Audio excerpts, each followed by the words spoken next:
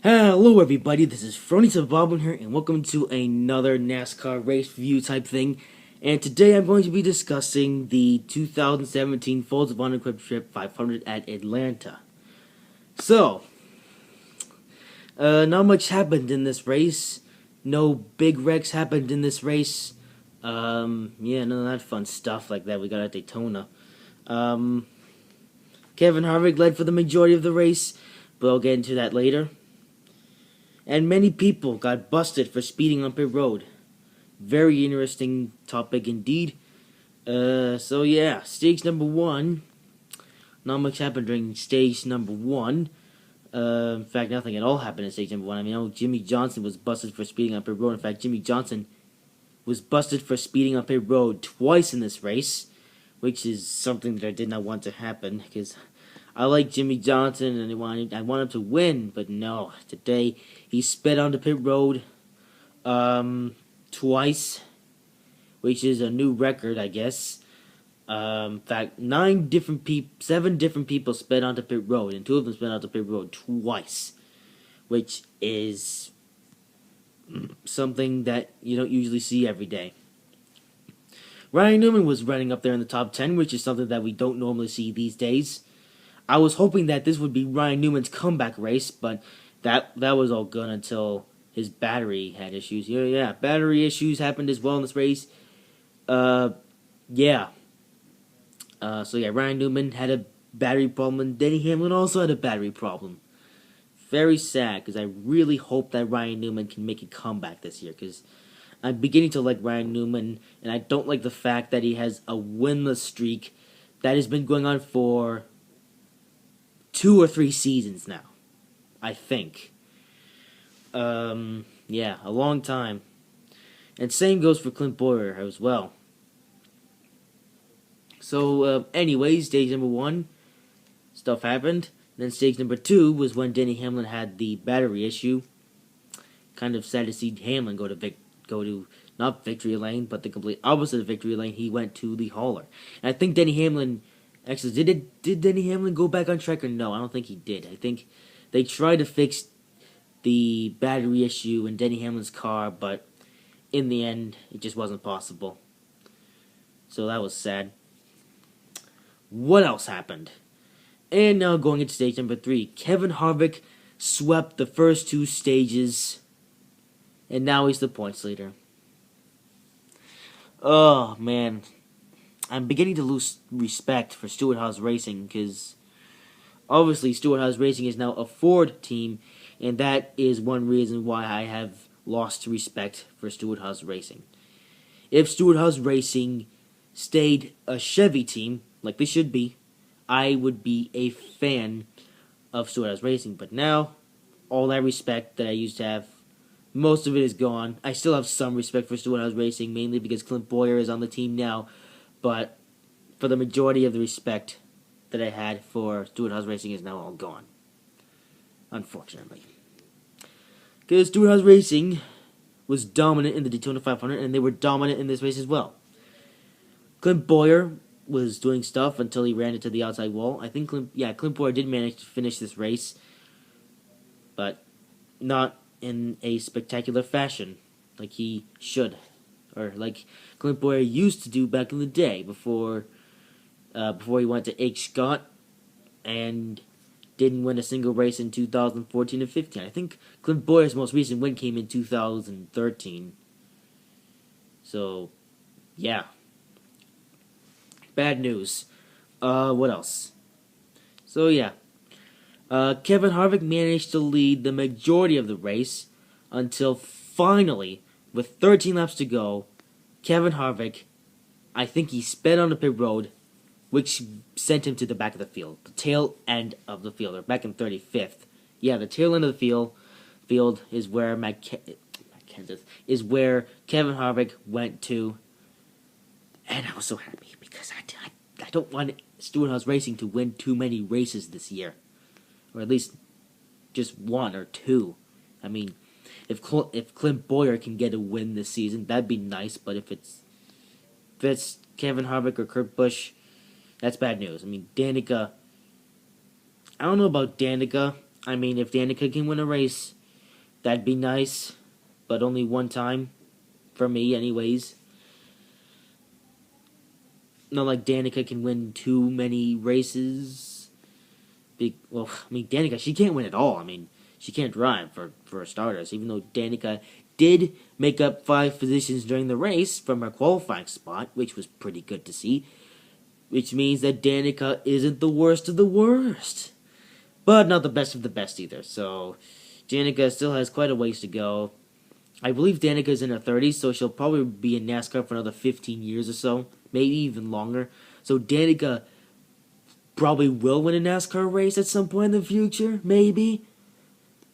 I hope so, because otherwise Stewart-Haas Racing is just wasting the number 10 car at their team. So that's a thing. Honestly, I question how much longer will Danica remain in Stewart-Haas Racing or in the Cup Series at all. I mean, I wouldn't be surprised if Stewart-Haas just dumped Danica Patrick and Danica all she got would be a run in the Xfinity Series, or maybe Danica would just go straight back to IndyCar where she was half decent. And yes, Danica was half decent in this race, but she could do better, and she did do better in IndyCar. Yeah, boy, I'm getting indebted to a lot of Danica Patrick. Yeah, anyway, back to the race. So, Kevin Harvick sped on the pit road. When I heard that, I was so happy because something needed to happen to Kevin Harvick for him not to win this race. And something did, and I was very happy about that. Now, I know someone left a comment on my Daytona 500 review saying, well, you see, Stewart-Haas Racing definitely made the right decision to go to Ford. Heck, all of their cars were in the top 10 at one point during the Daytona 500, even Danica Patrick. And yes, you were right. Stewart-Haas Racing was entirely in the top 10 at one point in the Daytona 500. But they're doing so in the wrong manufacturer, and that's why I have a problem. If they were in the Chevy, or maybe even a Toyota, I'd be fine with them in the top 5. But since they're in a Ford, I can't accept. I'm sorry. Maybe I will accept the fact that they're in Fords in the future, but for right now, I can't. Oh well. Such is life. So yeah, now 10 laps to go in the race. Larson was up there in first place, and I was really hoping that Larson would be able to win this race, because my predictions, or one of my predictions that I made for this year is for the youngsters to all get a win this year, one of them being Kyle Larson. And I mean, I'm not saying rookies, I'm saying youngsters. I think you know what I'm talking about, yeah. And I remember I did once say that Kyle Larson was a rookie. I was wrong. When Kyle Larson won the Michigan race, I was basically saying, well done, Larson, the rookie wins the race, but Larson wasn't actually a rookie in that race. He was actually a semi-veteran, just like Chase Elliott is now. So, yeah, that was my mistake. Yeah. So, what else happened? 10 laps to go, with 7 laps to go, Kyle Larson decided to run the high line, because that's Larson's happy place, I guess, which basically allowed Brad Keselowski to go underneath of Kyle Larson and take away the victory.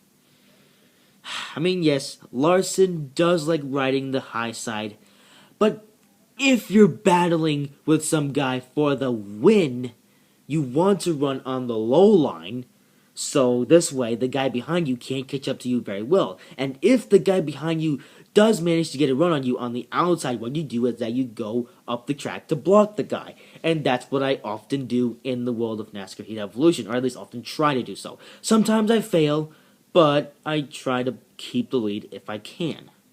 And Kyle Larson, Kyle Larson should have stayed on the inside line and went on the inside line for the whole time, and if Brad Keselowski would have gone to run on him on the outside, what Kyle Larson should have done is go to the outside so we could block Brad Keselowski. That's what I would have done if I were in that 42 car, but Larson, I mean, again, I know Larson likes to ride the high side, But if you're battling with some guy for the win, it's important to stay on the low side. But I guess Kyle Larson is still learning. This is Kyle Larson's fourth full-time season in the Cup Series, so I guess he's still learning how to battle for the lead. Yes, Larson does know how to drive, but he's still learning how to battle for the lead. And that's the game here. So, Brad Keselowski took the lead, and he basically just walked away with the victory. Oh well. I'm fine with Brad Keselowski winning this race. Honestly, I don't have any bad feelings for Keselowski. He's a fine racer. So Brad Keselowski is now into the chase and could possibly go for a second championship. But I want Truex to win this championship. I was hoping he would have done it last year after Tony Stewart got eliminated, but no. Truex blew his engine in Talladega, and you know the rest of the story. But something like that should not happen this year because of the way that they're reconfiguring the chase format, which is a good thing. For once, Brian France is doing something smart. Anyways, so Brad Keselowski wins. Yay. Overall, this race was meh. It wasn't a bad race, but it wasn't necessarily a good race either. There wasn't too many battles for the lead. The only impressive battle for the lead in that race was with 10 laps to go between Keselowski and Larson, but the rest of the race was just Kevin Harvick dominating the field. And yeah. Also, the Xfinity race. Unfortunately, I did not see the Xfinity race, but I do know that Kyle Larson won the Xfinity race. Did I say Kyle Larson? I meant to say Kyle Busch. Kyle Busch wins his first Xfinity Series race of the season. Yay. But one of my predictions for the season, interestingly enough, is for Kyle Busch to win all 10 of the Xfinity Series races. And I'm sure that Kyle Busch can do it even with the lower downforce that they now have in the Xfinity Series, which should make Xfinity Series that little bit more interesting to watch. Indeed.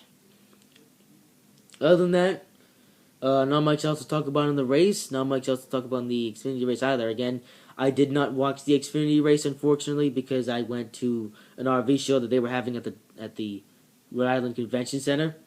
So I was not able to watch the Xfinity race. But I do know that Kyle Busch won it. So good, because that's one of my predictions. That's going to help out one of my predictions. If you want to know what that prediction is, watch my 2070 predictions video. Otherwise, that is it for this video. I hope you guys have enjoyed this video. Well, maybe not necessarily enjoyed the video, but enjoyed this review. Yeah, what else to talk about? That's pretty much it. See you in the next video, guys. Bye-bye.